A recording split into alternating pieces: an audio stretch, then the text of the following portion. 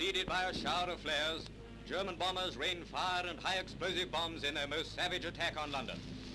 Here again is the blood, the sweat and tears that Nazi warfare brings to the men, women and children of city, town and village. Despite the harsh wartime restrictions pressed upon the British film industry during the Second World War, studios expanded, cinemas reopened, and the success of British films at a domestic and international level saw an increase in cinema attendance during and shortly following the war. The 1940s is often referred to as the golden age of British cinema, and the period also saw the meteoric rise of producer J. Arthur Rank. The Rank organization's lavish and globally minded films would dominate the post-war years, and between 1941 and 1947, Rank financed half the films made in the UK, controlled over 600 cinemas, and was the largest film distributor in the country. In the year of Noose's production, Rank financed Powell and Pressburger's The Red Shoes, a unique and groundbreaking film both in style and narrative.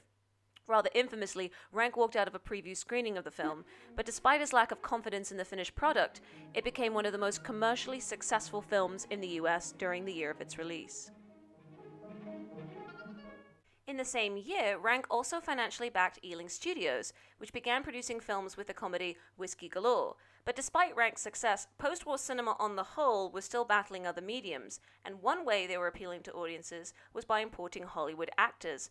In the case of Noose, they cast Maltese-born American actor Joseph Calleia as the title villain Eduardo Sugiani. After serving in World War I, Calleia moved to New York, where he carved out a prolific stage career before being signed with Pinewood and later MGM.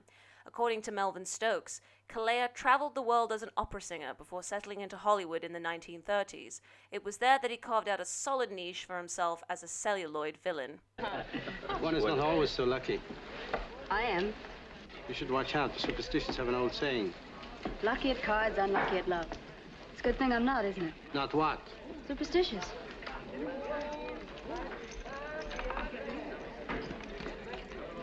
During the months of Noose's production, Calleia also appeared on stage in the UK premiere of Arthur Miller's All My Sons at the Lyric Hammersmith. Calleia garnered rave reviews for his convincing portrayal of Joe Keller, a war profiteer who develops a conscience as retribution creeps up on him. Noose marks his first British-made film, playing a character that he was no stranger to back in Hollywood. Recovered from the Thames by River Police. Believed to be Millie Sharp of Redmayne Street, Soho. Despite the slightly dodgy accent, Calleia does bring a strong presence to an otherwise two-dimensional villain, particularly whereby Sugiani attempts to acquire respectability within London society. But this characterization is far more complex than the lackluster plot on the whole can support. The other Hollywood import is Carole Landis, who takes the role of Linda Medbury, an American journalist from Chicago who works at the fictional Evening Echo newspaper located on the Strand. Her character is reminiscent of that of Rosalind Russell's Hildy Johnson in His Girl Friday, demonstrated by her quick wit, independence, and disregard for convention. You're going to print that story. I'll hang on till Jumbo arrives. Anybody would think you were Sugiani's Uncle Fudd. Who's he? He's the guy down in Tennessee who's always doing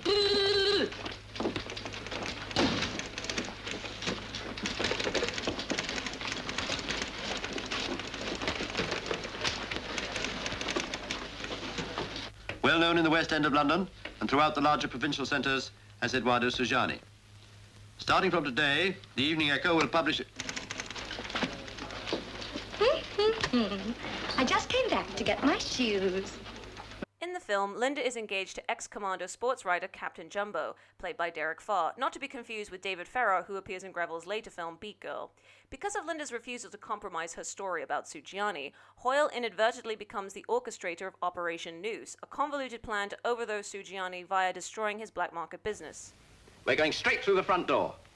In the same year that Landis arrived in Britain to film Noose, she also filmed The Brass Monkey, another low-budget British musical comedy crime hybrid starring Herbert Lom.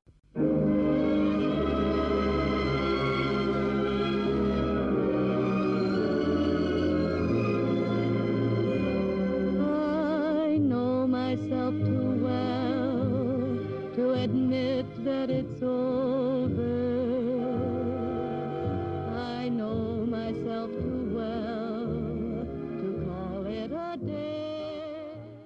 Landis has in recent years become a cult figure, and biographies of Landis chronicle her tumultuous life in Hollywood, including the very highly publicized exmarital affair with actor Rex Harrison. Both films, Noose and The Brass Monkey, are quite tragic in that respect, as Landis committed suicide shortly before both films were released. As with most films of the period, and even rather sadly today, female characters are often used simply to serve the interests of the male hero. But in this case, Landis' character not only propels the action forward, but she's also given some of the best lines of dialogue in the film. The woman who ultimately triumphs over a sordid Soho crook is well worth a watch.